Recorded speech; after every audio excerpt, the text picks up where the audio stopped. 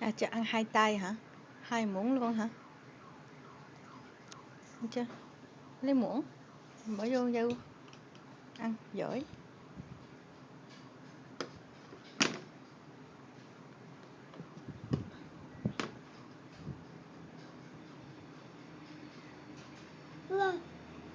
Đúng rồi, xe lửa, xe lửa.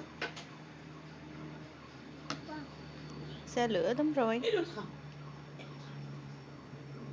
Con ăn dâu đi. Ăn dâu, ăn dâu.